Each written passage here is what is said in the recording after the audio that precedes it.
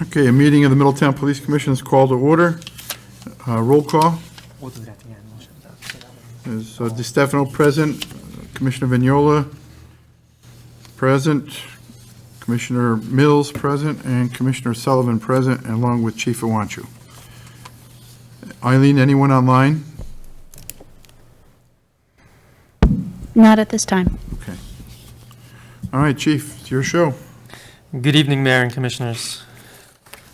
Sorry about missing last month's meeting. There's some scheduling conflicts, and then as I notified you, I ended up coming down with COVID myself, so it kind of worked out. So here we are this month.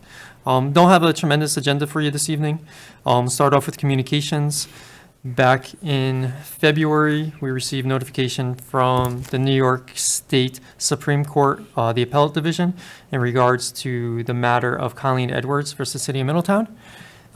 This is the appellate decision that came back in our favor, that the court upheld the commission's decision of termination. And I'll just read just a couple notes that the court made.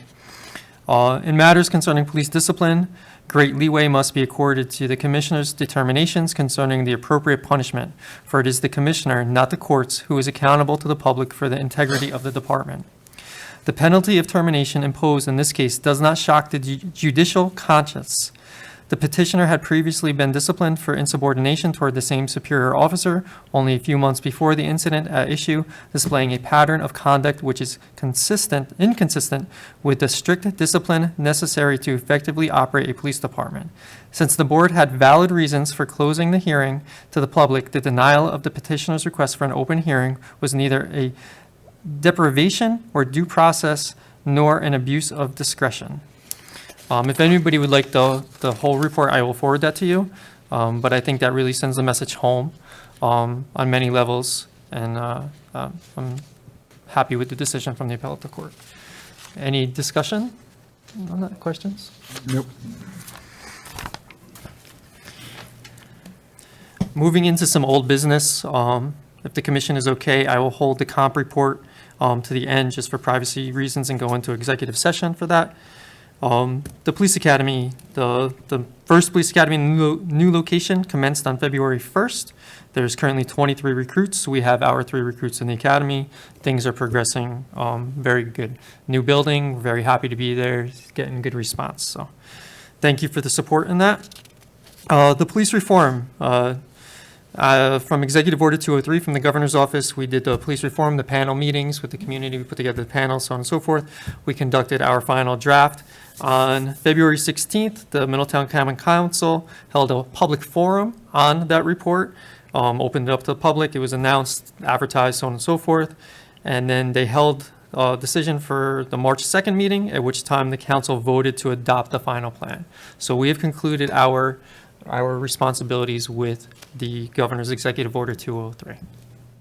And I've provided everybody with a copy. I believe I owe you a copy, Commissioner. I'm not sure if I got that to you or not. Questions in regards to that? No. The January Police Commission meeting minutes were forwarded to you. If you would like to discuss them at all, is there any discussion? Errors, omissions that need to be adjusted, or with that being none, if I could have a motion to accept them as written. Motion. Second by Vignola. All in favor? Aye. So moved. And as I mentioned, the February meeting was postponed or canceled. I apologize. Unfortunately, I do not have the February statistics at this time. However, I can address the January ones. I did send out the report to the commission. Just a quick overview. Part 1 crimes are down 62% for the month of January. Part 2 crimes are down 32%. Arrests were down 34%. UTTs, traffic tickets, were up 16%. And we had a total of 4 uses of force incidents in the month of January. Any discussion on the monthly? Were the parking violations mostly because of the snow? Yes. Okay, So good. we see an increase from that November through March. time with the parking violations, and then you'll see a drastic decrease now going forward. With the changes to the parking regulations, the overnight parking ended on March 15th, this past Monday.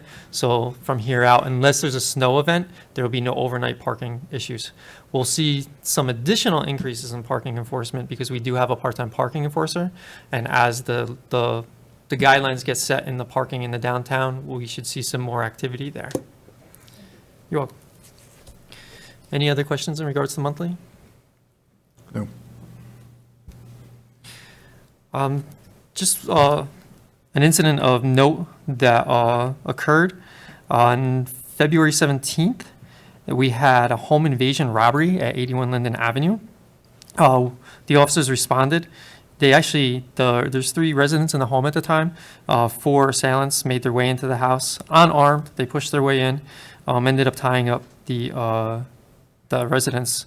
But the one resident had their phone, so they were able to call us and let us know, this is what's going on. The officers immediately responded, worked out very well. We were able to take all 4 subjects into custody without incident. None of them are from this area. They are up from New York City. And what we did because of their affiliations, where they came from and what occurred, we actually requested some assistance from the FBI in this case. And just the other day received notification from the FBI that the 4 subjects were indicted federally on a Hobbs Robbery Act, which is a pretty serious offense. So I don't bring it to light to say, hey, we had this bad stuff, just to let you know what is going on in the community, that they are being arrested and prosecuted, and hopefully, they're held responsible for their actions. On staffing, since the last time we met, Detective Paul Weisinger retired, effective February 12th. After 20 years of service. Actually, he was just under 20 years of service with the department. Unfortunately, we did not do a walkout or ceremony for Detective Weisinger. 3 days prior to his retirement date, his mom passed away. She's been battling with cancer. They had moved her up from down south, and unfortunately, the week that he was looking to retire, unfortunate circumstances. So we told him when he's ready, he can come back and we'll do a little ceremony for him to honor his time with us. Detective Weisinger was also assigned as one of his responsibilities. He was assigned to our Intel Center, the Hudson Valley Intel Center, out of the 911 Center in Orange County. He would work out of that 2 days a week. Since he's retired, we've replaced that position with Detective Waymer. He's been with us 17 years. He does a lot of our IDR forensic work, and it doesn't really have much of an impact on the department, so he's able to get down there and continue the commitment that we made to them for the 2 days a week.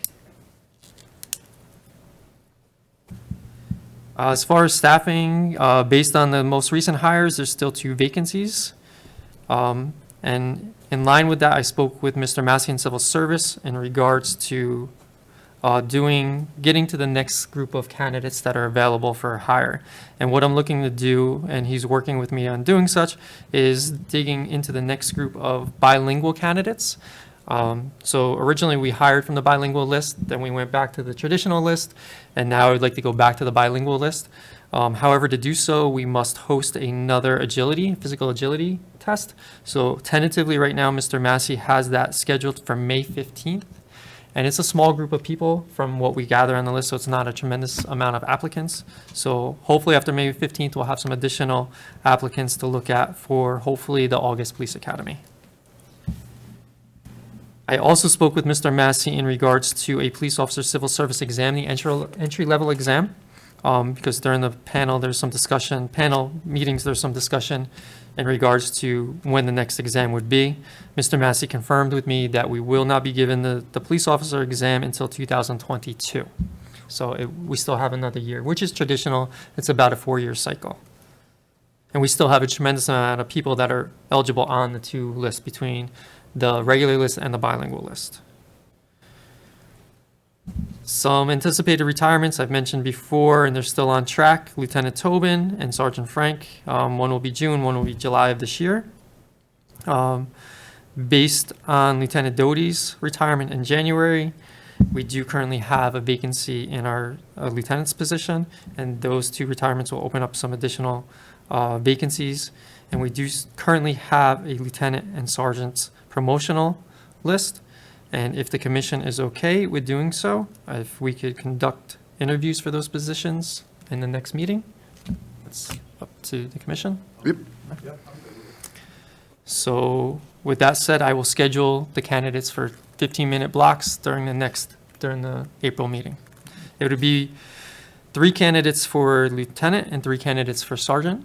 And I will put together their personnel files so that you have access to them prior to that time if you would like. And then I'll obviously bring them that evening as well. And if anybody has any questions in the meantime, I'm always available for that.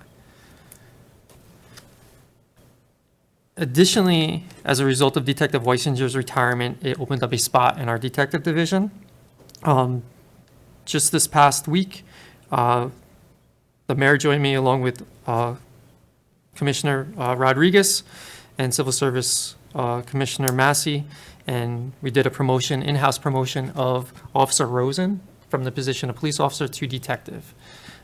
He's very, very ecstatic. It's his lifelong dream to become a detective, so he's actually willing to sign off on the sergeant's exam temporarily for the opportunity to become a detective. He was #1 on the sergeant's list. He scored a 99. But he said it was his lifelong dream to always be a detective. So he's ecstatic. He's in his role as of this past Saturday. In doing such, it opened up the SRO position at the high school, because Officer Rosen was at the high school as the SRO for the last 2 years. We are temporarily filling that right now with Officer Troya, who was the temporary fill-in for Officer Galley at Twin Towers. So he has a little bit of experience as an SRO, and we're hoping that he likes it. If not, we are canvassing our staff to see if there's someone else that would like that opportunity, because it is a little bit different than what we sign up to do as police officers. Something that we've done it in the past, and we just got it going again, as call volume was a little bit lower during the winter months, is temporarily rotate some of our patrol officers, some of our new and upcoming patrol officers, into some special assignments. So currently right now I have an officer temporarily assigned to our narco division and to our detective division. I just had a staff meeting last week and got some feedback, and both of them are doing outstanding, and the supervisors in charge of those units are very happy to have those people there, and they're actually learning a lot, which is very good. And we're hoping to do that. They get like 6 to 8 weeks in those positions to get a taste of what those units do, an idea, an education, and to take that back and use that in their patrol capacity. We did some last year, and the officers that went through it last year excelled when they came out of those units, and you see the additional training that they received, and it's well worth it. We'll be looking to make a change, hopefully early April, and rotate 2 additional people into those units as well. On the training venue, we are currently running our quarterly firearms training and our biannual reality-based training. It's a 2-week program. Spend a couple hours at the range, a couple hours in reality-based training. That's currently going on right now. This is the first of a 2-week block. We concluded a portion of our in-service training in February, in which all the officers participated and attended in bloodborne pathogens training, sexual harassment training, and taser training. Just last week, we concluded officer wellness training through the New York LEAP program, which is New York Law Enforcement Employee Assistance Program. We brought in instructors from outside our organization. They're both police officers that have a vast background in officer wellness, and everybody in the department, including myself, attended this training. It was an 8-hour block, and it talks to the officers about what we deal with on a regular basis, how it impacts us as people, our families, our careers, and what to do before things go bad, how to prevent things from going bad. So it's a well-received training. It gives the officers just a little bit of insight that they're not going through the feelings that they have by themselves, that this is kind of what goes on in a police officer, and avenues to help get them going in the right direction if they feel that they're going off course.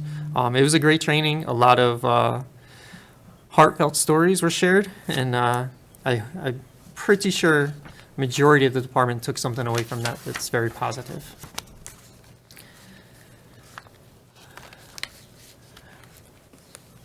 Kind of in line with training, and I have a couple things that I would like to present to the commission of new programs that I'm looking to implement here in the coming months, year, when finances are available. The first one is, the acronym is ABLE, and it stands for Active Bystandership for Law Enforcement. It's a program that comes out of Georgetown University. And basically, it's a training that teaches the police officers how to intervene properly if someone is using excessive force in any manner, if someone is acting out more so than they should while dealing with the public. It's focused on police behaviors. It's more on the line of de-escalation for the police officer. It's not just something you sign up for, though. There's a lot required for it.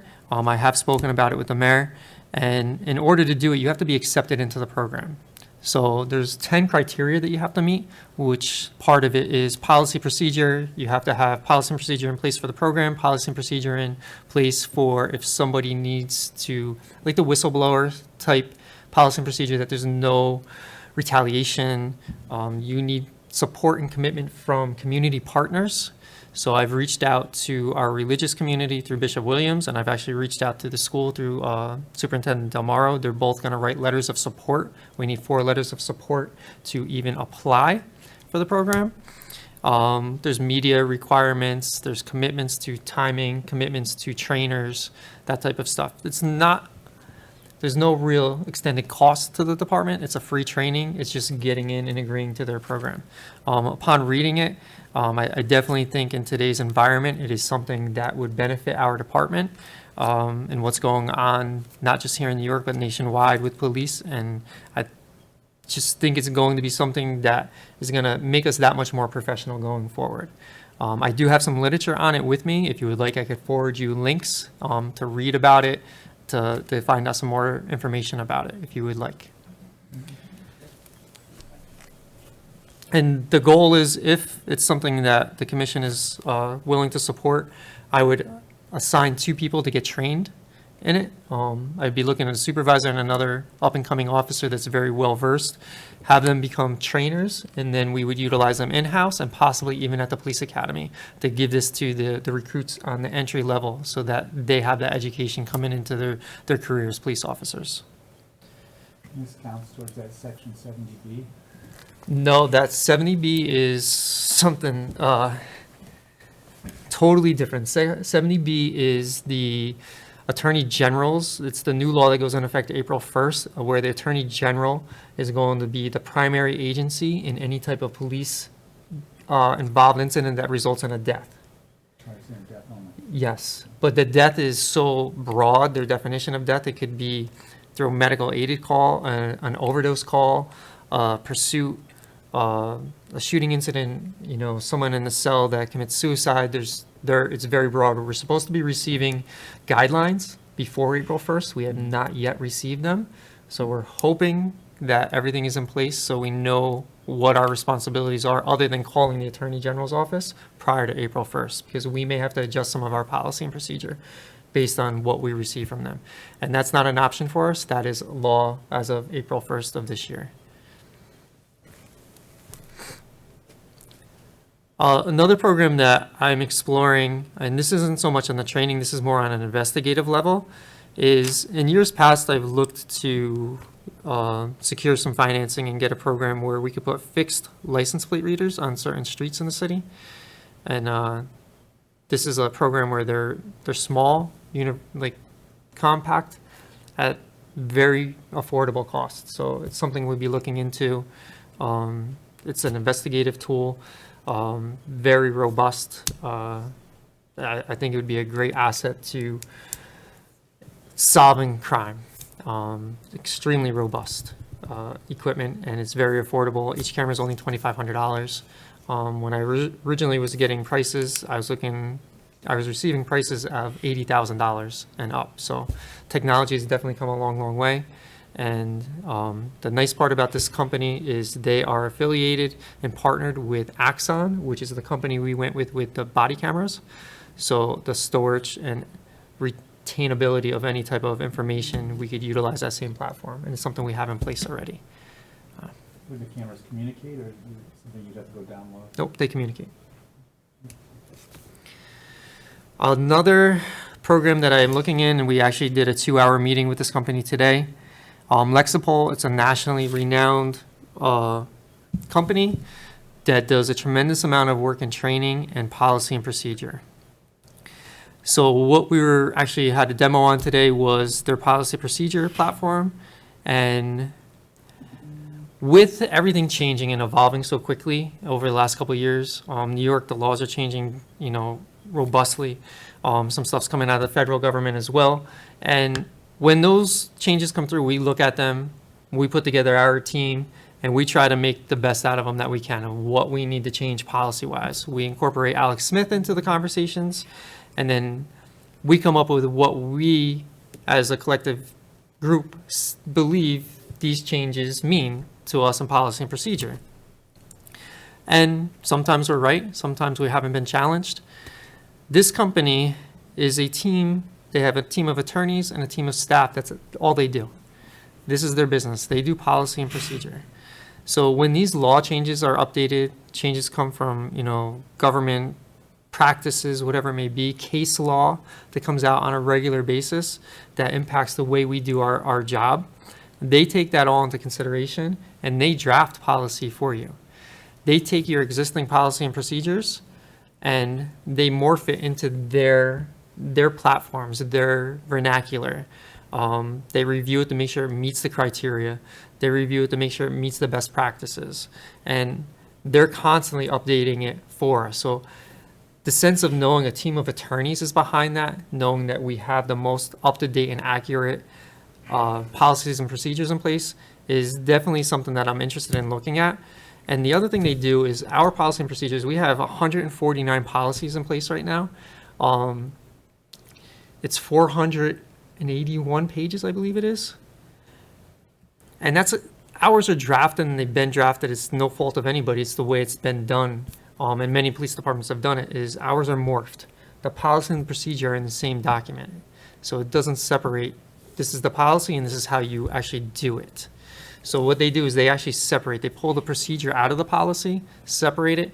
One of the good things about that is when we're foiled, our policies are foiled, or if we decide that we want to make them public and put them on our website, it's the policy. It's not actually how we do it. It doesn't subject the tactics of the police department to scrutiny or subject the officers' abilities or tactics to or jeopardize them in any form or fashion. We are an accredited police department. There's 110 accreditation standards. This company works with them as well. All of the accreditation standards are morphed into their policies.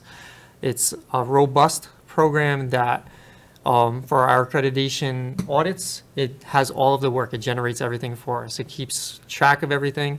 There's a great audit trail, so we know whenever anything's been viewed, we know it when anything's been changed. It keeps track of all that. And what it also does is any of the changes, it automatically shoots them out to the officers that they have to review them. It highlights them in certain colors, and there's a breakdown of colors of what the colors mean. It makes the officers go through it, and then there's a little comprehensive quiz at the end of each of them to make sure they understood what they just read. And we could kind of customize that. At the end of the day, we own the policies. Like, they help us draft them. They're our policies. We have saying all of them. We can customize them to whatever we want them to be, and then they just work on the language to make sure that they meet all the standards. Basically, we would be paying for service. Currently, right now, they're in over 5,000 agencies they're working with. Just going through, it's all electronic, so anywhere anybody has access to internet, they'd be able to look at their our policies and procedures if there's a question with the officers in the field. Being that we work with Permit, which is our workers' comp insurance carrier, they recognize the importance of that, and they actually give us a 15% discount because it helps with claims against us as well. One of our neighboring departments, Crawford, recently went to this program. Shortly thereafter, they were involved in a lawsuit. During the lawsuit, training criteria, policy criteria came out, and because of Lexipol, they were able to overcome a lot of those obstacles. They had a audit trail of what the officers, when they actually reviewed the policy, what they reviewed, their little comprehension quiz, so on and so forth with it. So it was definitely useful in the lawsuits, which they pride themselves on, of their vernacular, their research to make sure that we are in a good spot. If we decide to go with a program such as this, it's about a 6 to 12 month transition. During that time, we work with the company on a weekly basis where we would do blocks of policies. We'll do 7 or 10 of them, whatever it is. We work on those, implement them, work on the next ones, implement them. So they say on average 6 to 12 months. There's an initial cost, and then there's a yearly maintenance cost. So right now, there are tentative cost. The initial setup and forming of the policies is about $30,000. So it is a big undertaking. And then the yearly maintenance cost approximately is about $16,000. So it's something that we have to explore to see if it's worth the money in the long run. In line with that, there's a second component of it, and it's called the Police One Academy. It's from the same company, and it's a platform of online training that it's, again, very customizable. As I mentioned before, we just got done in February doing in-service training of workplace harassment and bloodborne pathogens. They are required trainings by the state. The state gives us the platform to do them on. We bring everybody in, and we have to bring everybody in the classroom, take them off the patrol assignments, and go through those trainings. There's other ones that are required yearly as well. Under this platform, those could be done in a remote setting. We could give the officers a month and say, for just an example, for the month of March, you have to complete your workplace harassment training, and you have to complete your bloodborne pathogen training. We could upload that PowerPoint, the exact PowerPoint from New York State Department of Criminal Justice into this program. They go through it, it monitors when they're in it, what they've done, how much they've completed. If they have to stop, it brings it back. They cannot skip to the end. And just like the policy and procedure, there's a comprehension quiz at the end. We could customize that as well. We can make the passing rate a 70, an 80, a 90, 100% of whatever we feel is appropriate given that class. So they have 400, I believe 450-ish training classes already in their database that we could pull from various, options, or we could upload and do whatever we want as well. And then it tracks everything. It keeps track of how many hours each officer has. It creates certificates. Again, very robust program, and that right now tentatively would be about a $6,000 per year cost. So again, we're still working. Today was the first time we met with them, and it just seems to be, in today's environment, being up to speed with the most up-to-date information is the best way to go. That's my belief on it, but I know cost is always a factor, so it's something I have to look into, and I'll bring it back to the commission as I progress through it. Any thoughts or questions on that? Did any of it make sense?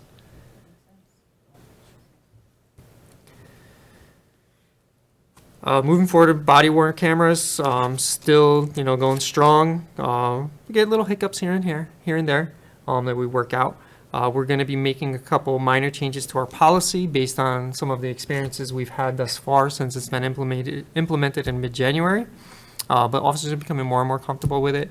It's becoming part of, their daily routine. It's, second nature for most of them now.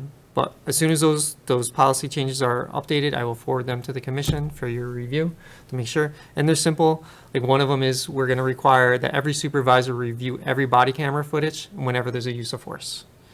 We're going to require that every body camera footage in regards to any type of internal investigation, the supervisor must review that as well. We had the original policy, didn't have it for every single one. We had kind of random checks, but there's other departments going through the same procedures or process of the body-worn cameras, and we share our stories when we meet as chiefs of, hey, what experiences are you having, what challenges are you having, and we're just learning from each other. So these are things that we want to implement. And like, I've seen some stuff, reviewing them, where the officers are following policy and procedure to the T. They're doing a great job, but you see some other little things in there that, hey, maybe if you take a look at this, clean this up a little bit, it's going to make you safer, make you more professional. So I'm encouraging our staff, our supervisory staff, to use this more often as a coaching tool, to look at these, identify those. Chief, what's the time frame? Do you have guidance to the supervisor? Is it like before the next shift, or? So no, unfortunately, for the internal investigations, we ask them to do as much as they can before the end of their shift, if they can be. We don't really want to keep everybody here on overtime unless it's something that's pressing. If they're going on vacation or on their days off, we want that done before they go. For a typical use of force, they could get it to us in 2 to 3 days. If it's something that's gonna potentially bring light to something, they need to call us and contact us right away. Right, so within, at the worst-case scenario, within a couple of Couple days, days, you'll yeah. know if something Yep. that higher up should have been notified Correct. of. And we're setting it up that there's gonna be a document that they're gonna, in the use of force form, we just added another line to it that says the supervisor reviewed this amount of video footage on pertaining to that. So we don't want it to be just that they reviewed the footage, we want to know what they actually reviewed of that exact use of force, to make sure their use of force was in compliance with our policies and procedures, and that it matches what was written down in their documents. Again, just kind of a checks and balances to make sure that we're doing what we're supposed to be doing, making sure the officers are completing the proper paperwork and articulating themselves right. We don't want it to come out later on in either a court hearing or a civil hearing that, hey, we missed something. We should have known about this. So we're trying to put those extra layers in there to make sure that we catch everything on the front end. We could address it. If it's a disciplinary issue, we deal with the disciplinary issue. If it's a training issue, we'll deal with the training issue. But again, we're learning as we go through this program. Could you remind me, were they manual roll cameras or they're auto roll? Both. Both. So the camera has a big button on the front that you could actually hit and that triggers the camera. Mhm. We have what they call the signal program. So if someone draws their weapon, if someone draws their taser, or if someone turns on their lights. So in the police cars, there's 3 functions for the lights. There's code 1, code 2, and code 3. We have it set up that when the car goes to code 3, which would be an emergency response, it triggers the body camera automatically. The company is set up that because taser is made by Axon, and that's where we bought the cameras from. It's built in that if the taser is drawn and turned on, it triggers all of the body cameras in, I think it's a 25-foot radius of that. And that's going to include anybody else from another department that arrives that has that brand of body camera. And the same with the firearms. The handguns we're finding, the device is not as robust as some of the other stuff. There's some false triggers to it. It's a device that mounts on the outside of the holster. It's not as nice and clean and crisp as some of their other technology. So if the gun moves in the holster, it might trigger the camera a little bit. But that's things we're working through and trying to figure that stuff out. So it's both manual and automatic. Any other questions with that? Body cameras? Just going into an update on COVID. Since our last meeting, I've had 3 employees out due to COVID. I will give you names when we go into executive session. Currently, I have also during that same time, I've had 1 out, not because they had COVID, they were quarantined due to a family member having COVID. Also, since our last meeting, I've had 2 employees utilize sick time due to potential COVID exposures.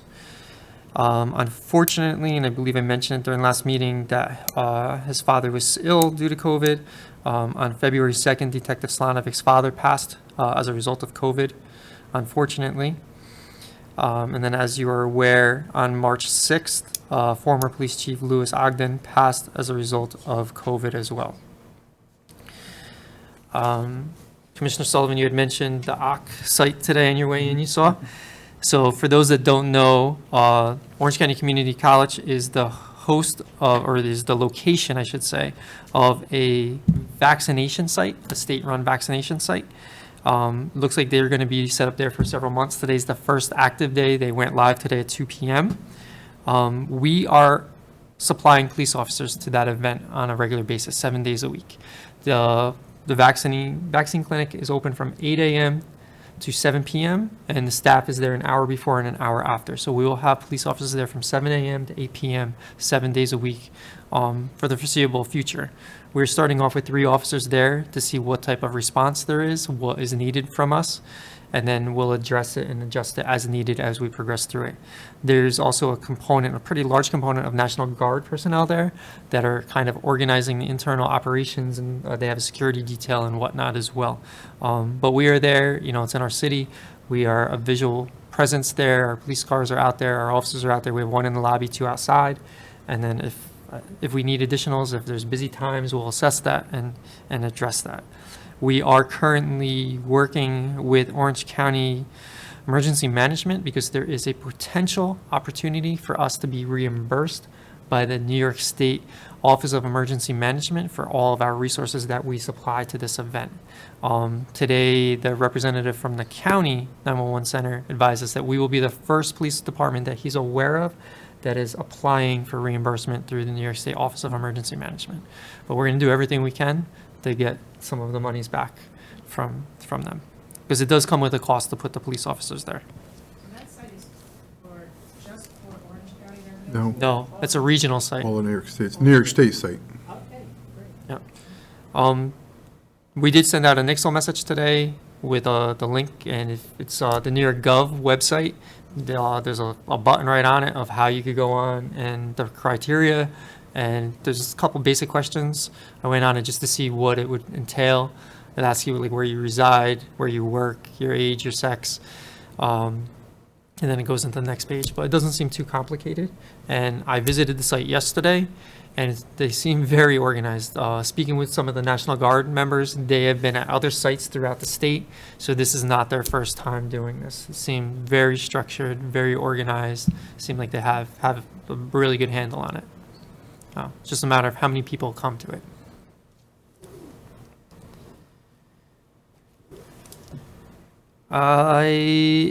Do you have time to go through any of the outstanding investigations?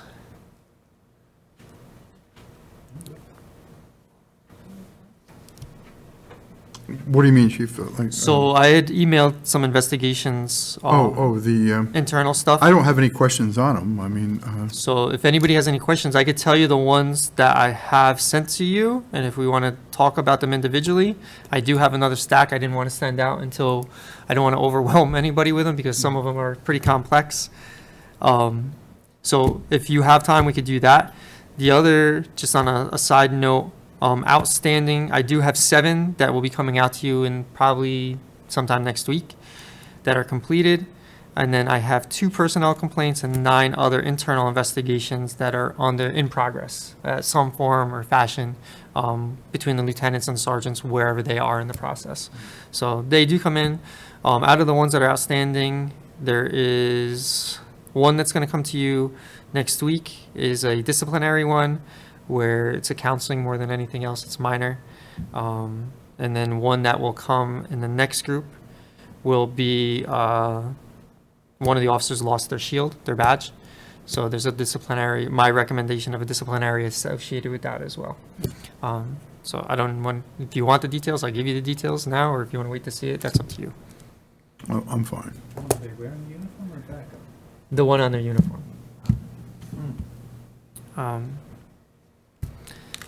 I do have one other thing just to present, just to get your feedback. It's kind of on the officer wellness and kind of recognizing officers' good performance and kind of as an incentive. Something that I and the admin team have been discussing is an officer incentive program, like an officer of the quarter, where we recognize someone that's done an outstanding job, whether it was on one specific incident or cumulatively during that time frame, someone that's really stepped up and, really been an asset to the organization, to the community. We're looking to do something to kind of recognize them a little bit more. I know yearly we do award ceremonies and they get a certificate and recognition, but we're looking to almost build some energy amongst the ranks to see if it goes and how it goes. We're not sure if it's going to be something that has a great longevity or if it's going to be short-lived. But our idea right now is to do quarterly officer of the quarter. We would get input from supervisors. It would have to be a nomination that, hey, this is why I believe the person would be. We could create a little plaque, very minimal expense, that we would put the officer's name on so they get recognized and it could stay in our building. And then the 2 other things that we're looking at as a kind of a recognition is we would designate one of our police spots as their personal spot for, that quarter. And then if it's feasible also to the commission is to give them like a chief's day, like 8 hours of time that they could use during whatever time frame. Again, there's no cost to the department or to the city, and we can make it that it can't be at times that it creates overtime, that it can't short the PTO shift. situation? A What? PTO situation? I don't know what PTO is. Paid time off? It would be a paid time off. But that's something, just an idea that we're bouncing around, but obviously we need the support of the commission if that's something that you'd be willing. I could send our draft out so you guys. I think you may have to go to the council with that too, Chief. It might, Okay, because it's an expenditure really of money. understood. Yeah, so, it's a- what's the frequency you're talking about? Quarterly, so it would be So 4 you're a talking year. about 4 days a year then? Yeah. Oh, okay. I thought you were talking about weekly. I was gonna No, say. no. And I could send Cool. like our rough draft that we've been kind of hashing around out, so. Send it to Alex and see if it would require any council Very vote. good. Because without the union, I'm assuming the union would consent to it. I'm assuming they would, right?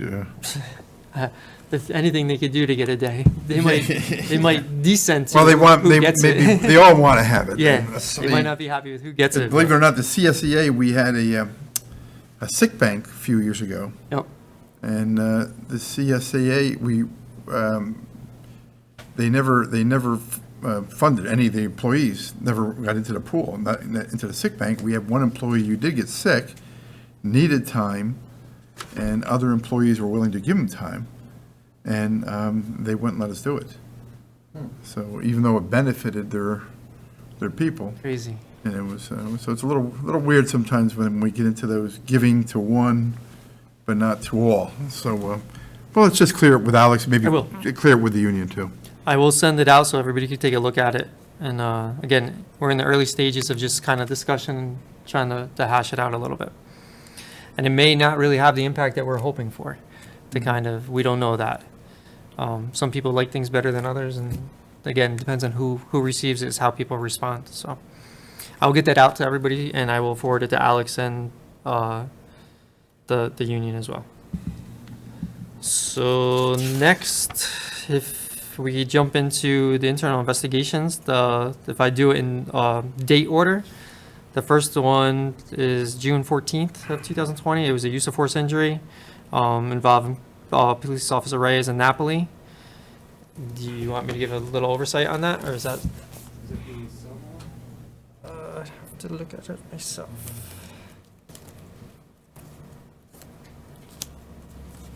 Well, you're under the new guidelines, Chief, what do we do? We're going to be accepting your recommendations. is Yes, Yeah. correct. Does anybody have any questions about the chief's recommendations in those emails? No. No, so then Yeah. I don't think we have to rehash them. There's a Okay. matter of public record, right? So, Absolutely. These are, none of these are disciplinary, none of them are policy violations. Right. These are basically minor situations that an injury occurred to a defendant or to an officer, and then we do an internal kind of, it's a full-blown investigation, just to make sure everybody's doing what they're supposed to. If it was a preventable type of a situation, how can we correct it to make sure it doesn't happen again? If it was a use of force injury, was the force justified? Was it appropriate under the terms and conditions? And it's just a bunch of layers of oversight to make sure that everybody's doing what they're supposed to do. we have them all in writing, and Yes. no one has any questions from them. They're available for the public to review, so Okay. I think maybe a motion to Well- accept your recommendation would be the appropriate thing, so we These have, would not be all available to public view. well, whatever is available to the Okay. public then. So you, part of our new guidelines were to, where the commission would concur or deviate from your recommendation, so we're all concurring, so maybe. You want me to read off the ones that we're concurring to? Yes. So it'd be the June 14, 2020 use of force injury, P.O. Reyes and P.O. Napoli. August 14th, motor vehicle accident with car 8, Officer Bodette was the driver. August 16th, motor vehicle accident with car 7, Officer Gass was the driver. These are all, again, very minor, like backing into something, damaging a tire. August 29th, MVA with car 11, P.O. Chasapanta. August 30th, MVA with car 14, Officer Ryer. There was some discussion with that one that we sent him for additional training, and he's going to now instruct as a way of staying refreshed in his knowledge of driving. September 26th, motor vehicle accident with car 6, P.O. Patron. Also included in that group is the July 13, 2020 personnel complaint made by Eddie Hearns against Officer Ryer and Officer Pizzuti. That one, just real quick, that was determined to be, I believe it was exonerated. Just double check here.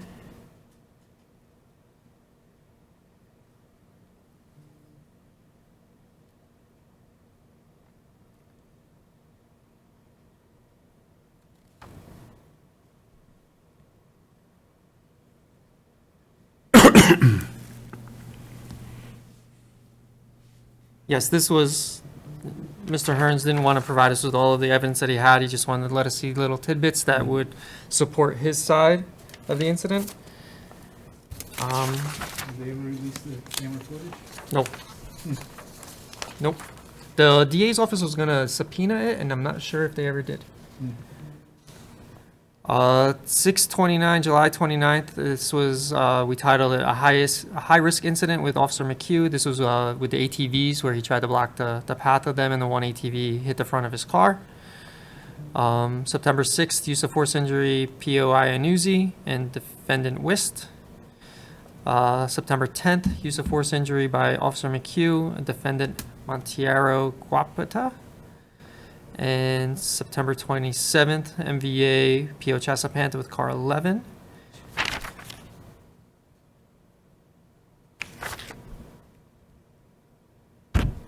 And then October 15th, MVA with PO Shalaba. So they're the ones that I sent to you. If there's any discussion, are you guys satisfied with the way they come to you? Yes.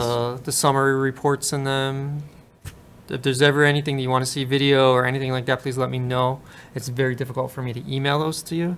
But if there's something of importance, I'll obviously bring it here, or we could make it aware that there's availability to view it in some form or fashion.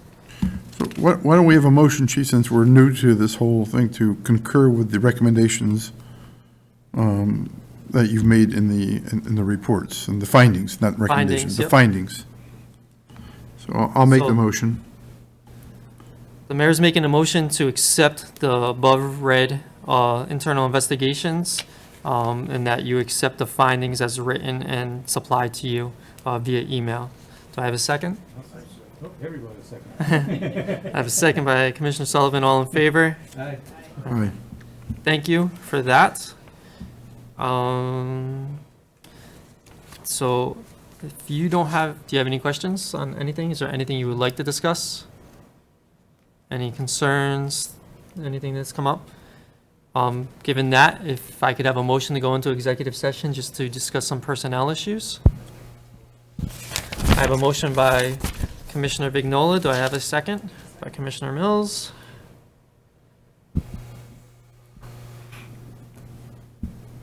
Eileen, can we go off air into executive session? Yes. Are we going to Please need be to come back? advised- Nope. All right, so Eileen, you can Please be advised, this is the end of our public portion